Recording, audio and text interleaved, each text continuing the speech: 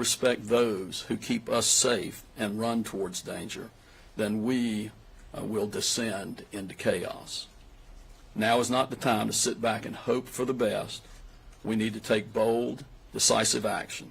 President Trump's vision to create a safer America is something we can replicate here in North Carolina. I support the President's actions to keep American citizens safe and commend his leadership in that regard. We need to lock up violent thugs who are terrorizing our citizens. We need to go after drug traffickers who are poisoning our children. We need to keep repeat offenders in jail. We need to end cashless bond. We need to hold, or cashless bail. We need to hold activist judges and magistrates accountable. We must deliver justice for Iryna and the countless families across our state that have fallen victim to a justice system that does not support them and does not keep them safe. And the bill we will bring forward later this month will play a vital role in that, but it's just a first step. Even though it's Speaker Hall and me here at the podium today, we've been working with our judiciary chairs. I want to call out specifically Senator Overcash and other members of our caucuses, and of course our House colleagues, to determine specifics for this package in order to address the very real issue of violence occurring in our state. And now I'll turn it over to Speaker Hall. Excuse me. And I'll also touch on a few of the specifics that we're looking at as well, along with, as Senator Berger mentioned, ending cashless bail in this state. You know, what happened in this situation was an individual who could have been given a secured bond. I mean, they would have had to have paid some amount of money in order, or get a bond to get out of jail. And this person, instead of being required to do that, was allowed to sign a piece of paper and walk out of that jail. And again, we're talking about an individual who had a prior violent felony conviction, who had served time in prison, who had been charged at least 13 times before that latest charge when he was allowed to walk out, an individual who obviously had some form of mental health issues, again, allowed to walk out of that jail. So when folks come in and before a magistrate and they've been charged with a serious crime, if they're if they have a prior violent felony on their record, it simply should not even be an option to allow that person to have some sort of cashless bail. They should be held in the jail under a secured bond, and if that had happened here, then most likely the victim in Charlotte would still be alive today. We've also got to look at the way that we handle magistrates in this state. You know, Charlotte has had a problem, Mecklenburg County has had a problem with its magistrates for a long time now. And I'll remind most of you all that we had a bipartisan bill that I worked on personally dealing with pretrial integrity, called it the Pretrial Integrity Act. And it basically said if you're out already on you've got a charge already and you're out on bail and you get charged again, we're going to make it much more difficult for you to get out pre-trial. And, you know, we worked with the Mecklenburg County DA, we worked with city leaders in Charlotte, worked with the chief of CMPD on that bill, and they agreed with that. And we were able to get that bill done. But it obviously was not enough. And so when we have magistrates who are asleep at the wheel, like this one obviously was, we've got to make a change. And so we're going to be looking at some oversight of magistrates, looking at the way that we select magistrates, looking at ethical issues with magistrates, and making sure that the folks who are making these decisions are paying attention to what they're doing and that they're trying to serve the public safety and not some whatever left-wing interest or whatever other interest they have other than public safety. That's what a magistrate should be doing. So we're going to look very closely at that. We're also going to look at dealing with issues when folks are charged with crimes who have obvious mental health issues, making sure that magistrates are taking that into consideration. You know, in jails, we expanded Medicaid in this state, and one of the justifications for that we heard from sheriffs was we have folks in the jails who need mental health care, or they need health care in general. And so we have options available under current law for these folks who are in jails to have some of that treatment. In fact, you know, we're told that CMPD apparently interacted with this guy 4 times in the prior year on well checks and that he was offered services. It's not been clear what services this person was actually offered. We've not been given answers to those questions. We'll find out, and we'll get to the bottom of exactly what was going on there. But we're going to increase training for magistrates and make sure that they understand that their role, again, is to keep the public safe. The other thing that I think it's critical that we look into is the budget in Mecklenburg County and Charlotte, and to see where are they spending money at where they maybe shouldn't be. I've seen some reports about some grants that they receive from groups that their purpose is to keep people out of jail, or they're opposed to requiring cash bail. We're going to look at some of those grants and see if maybe that played a role in this case in Mecklenburg County. And again, we're going to go through the entire budget for the city of Charlotte and Mecklenburg County to see where these funds are going, because ultimately we're dealing with a local government, really Mecklenburg County and city of Charlotte, two local governments that, in my opinion, have lost institutional control of their areas. You have a sheriff in Mecklenburg County who refuses to cooperate with ICE. You have a sheriff in Mecklenburg County who I saw a report blamed the community for the heinous murder that happened in Mecklenburg County. He was not willing to take any of the blame whatsoever, and made very clear that was, in his opinion, the community's fault. You have, unfortunately, in CMPD, a refusal to give the officers body armor to wear while on duty, despite multiple officers being killed in recent years. And so we have to put a stop to the soft-on-crime policies. When you're dealing with violent offenders like Carlos Brown, if you don't take action, and the folks on the ground are the ones who have to take the action, if they don't do it, we're going to continue to have this sort of thing. You know, Mecklenburg County has over 100 murders a year now. And, you know, their crime rate may not be as bad as Chicago, but we don't want to compare ourselves to Chicago. In North Carolina, it simply should never be the case to have over 100 murders a year in a North Carolina city. And so we're going to do all we can at this level to make sure that the folks, not only in Mecklenburg County and Charlotte, but every county across the state, that they're doing all they can to keep the public safe. Because the thing that really keeps me up at night right now is to know, we know this individual story now because it's finally being publicized. But how many more folks like this are walking the streets right now in uptown Charlotte? How many of them are here in Raleigh or in Greensboro or Winston or any town across the state? How many others just like that are out walking around right now? And, you know, how do we know one of our loved ones is not going to come into the path of one of those individuals? So it's, again, a sad time here in this state in particular, with the things going on nationally and the things that we've seen after this Charlotte murder. But I can tell you, my colleagues in the General Assembly, both the House and the Senate, are committed to fixing the issue. In particular, Tricia Cotham, who, as a member of my caucus, who represents part of Mecklenburg County that sits very close to home for Representative Cotham, and she's dealt with a lot of threats to her personally after she changed parties, and so she knows well how important and critical it is that you have law enforcement officers who are focused on the safety of their community. And so she's working very closely with us on this and with the local partners there in Charlotte to get the issue fixed. So I think we'll open it up for questions now for folks, and just let us know who you want to ask to. Brian, go ahead. First, my condolences on Charlie Kirk there. I'm sorry for Bill's collective loss there.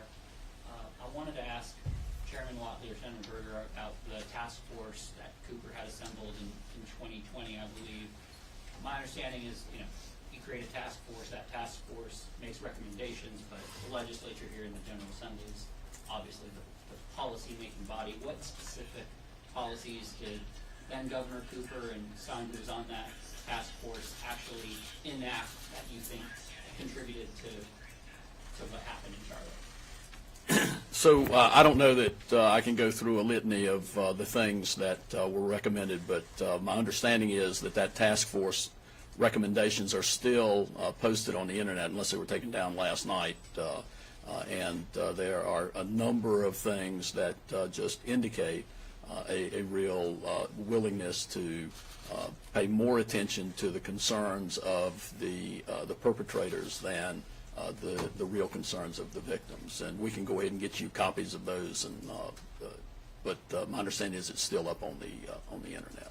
I guess the question would be, those are recommendations, but what policies have been enacted on? But what they do is they reflect an attitude on policing, on an attitude on criminal justice, an attitude on how things ought to be taking place, and those attitudes, in many respects, are the things that inform the kinds of decisions that were made by the magistrate in this case, and by other magistrates that are of the same political ilk.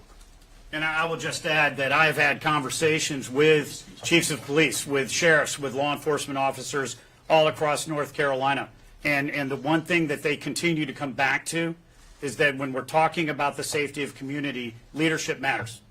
And that they feel it is absolutely critical for leadership at the top to be able to support our law enforcement community, to be able to make sure they're out there. You know, when we talk about DeCarlos Brown Jr. being arrested 14 times, that's a threat to every police officer that had to have an interaction with him beyond the first one.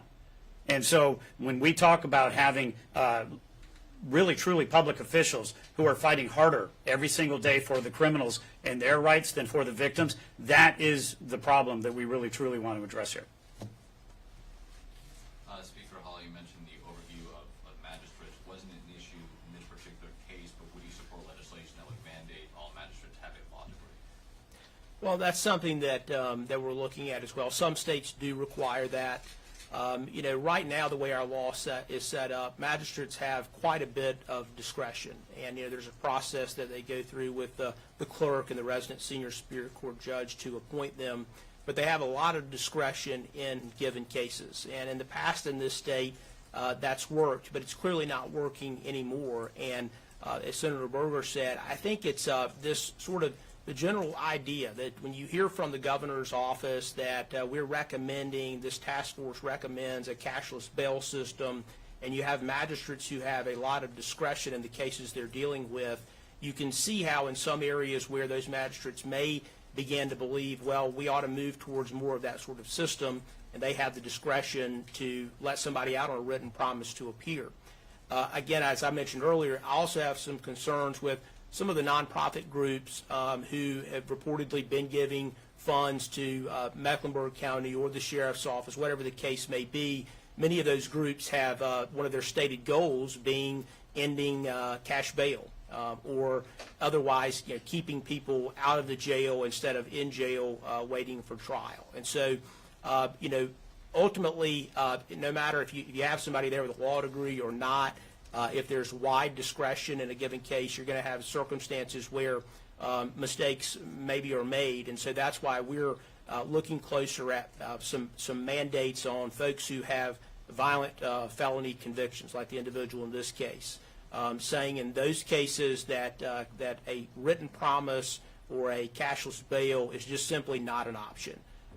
The other thing that that our law currently does, in certain cases, it requires an actual judge. So a district court judge in most cases requires them to make the decision on pretrial conditions of release. That's the case often in domestic violence cases. And so that's another possibility that we may look at in serious cases, simply taking that out of the hands of magistrates and saying that that decision has to be made by a district court judge or a superior court judge. At least they have some accountability to the voters, where magistrates simply don't. So there's all options are on the table. There are a lot of tweaks that we can make to our current system that would largely prevent this sort of thing from happening again. And look, I'm hopeful we'll have a bipartisan solution on that. We did in the past the Pretrial Integrity Act, but you know, I can just tell you we're going to do all we can in this upcoming legislation.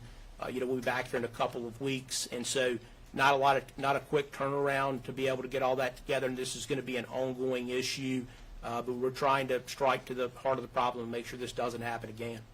Yeah, if I could follow up on that, I think if the focus is on credentials, I think we're missing what the real problem there is, and the real problem there is the attitude that results in the kind of discretion that gets utilized. And so, what I think we need to do is reduce the ability of some magistrates to have that broad discretion that they currently have.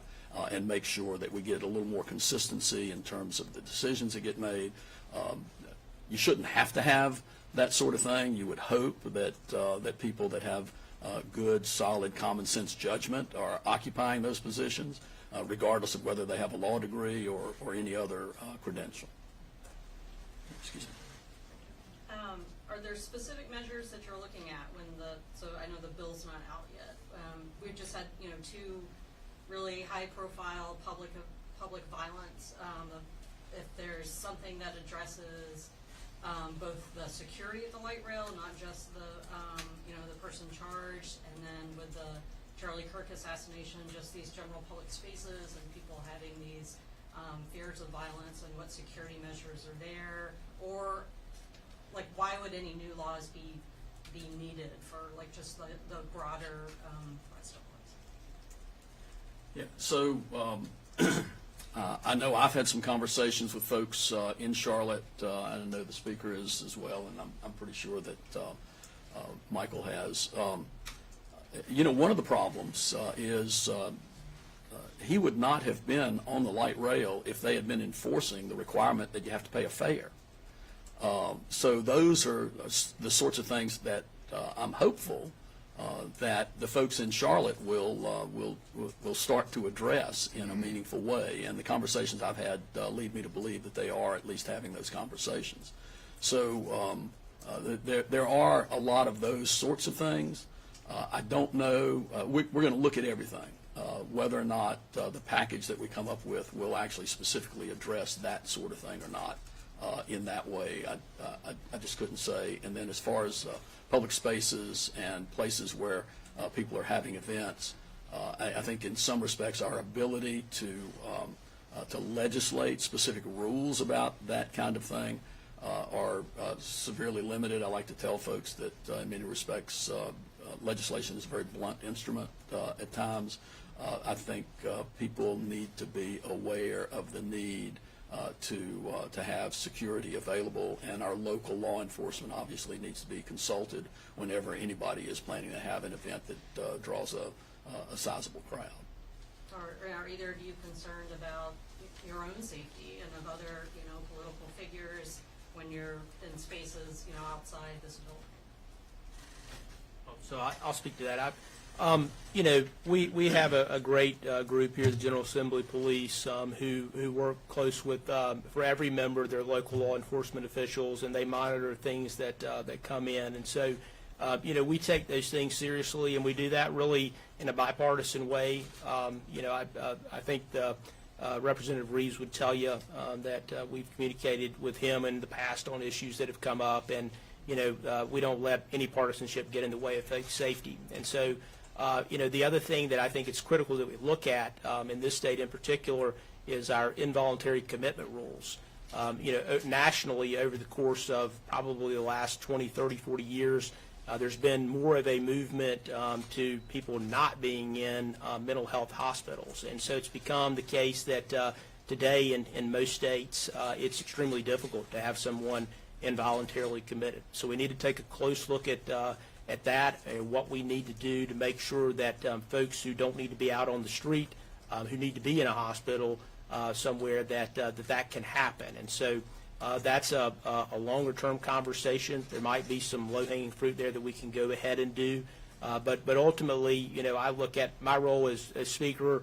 I have some duty to do what I can to protect the safety of all the members of the House, and whether that's Republican or Democrat, when any sort of perceived threat comes in, we act quickly, give them all the resources that they need. But fundamentally, it's a sad day in this country when we're dealing with issues like that, where you have to worry about that sort of thing and what we saw yesterday. And it's a different country today than it was, frankly, yesterday. And it's coming on the right here on the anniversary of September the 11th, and it's not clear what this will mean for this country and this state. But what I know is it's going to take really folks on both sides and leaders on both sides stepping forth, and simply repudiating any sort of political violence whatsoever. That's not the way that we handle disputes in this country. We handle disputes through our words and at the ballot box. And so anything that we need to do to keep people safe, we're going to do. We need final question. I know Gary's been waiting.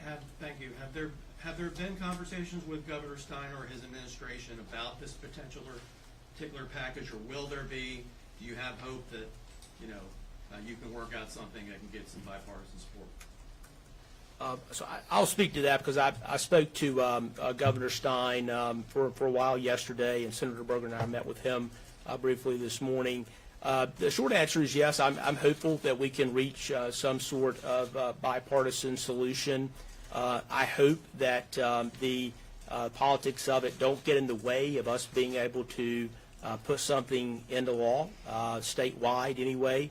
If it does, maybe we look at the local bill route to deal with some of the problem counties in the state where we don't have to worry about a veto. But our goal right now is to have a bipartisan solution. There's precedent for that, again, on the Pretrial Integrity Act.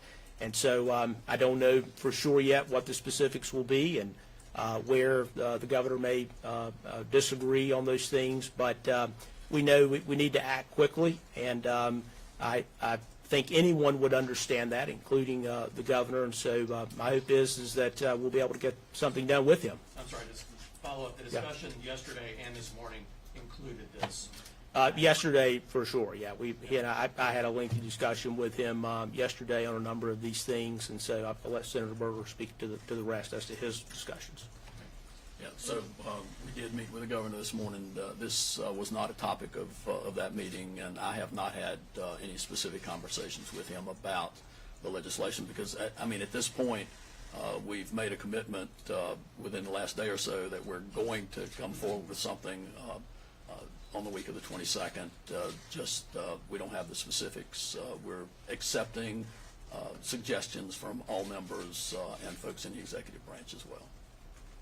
Really quick, you guys mentioned the death penalty and getting that reinstated. And how do you guys plan to approach that differently this time so that actually happens?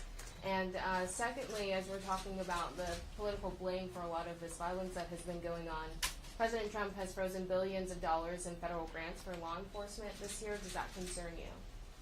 Yeah, so we've not settled on exactly what is going to be in the package. As I indicated in my remarks, that is one of the subjects that I'm interested in us moving forward with. With reference to the federal grants, I don't think this is a money problem at this point, or at least many of the problems that we have that we've identified have more to do with judgment being inappropriately exercised, and I don't know that any amount of money will solve that, but some policies we can come forward with should. For this tough on crime bill, is there any room for any provisions related to guns, potentially gun control? So, the murderer in Charlotte killed this young lady with a knife. And so a gun had nothing to do with it. Again, it's a problem of local officials being soft on crime. A magistrate allowing this person out. It's not a resources issue for law enforcement. This person was arrested 13, 14 times before this. It was not a law enforcement problem. It was a problem of the magistrate, a problem of the judicial system who let this person out at the end of the day. Thank you all. Yeah, thank you.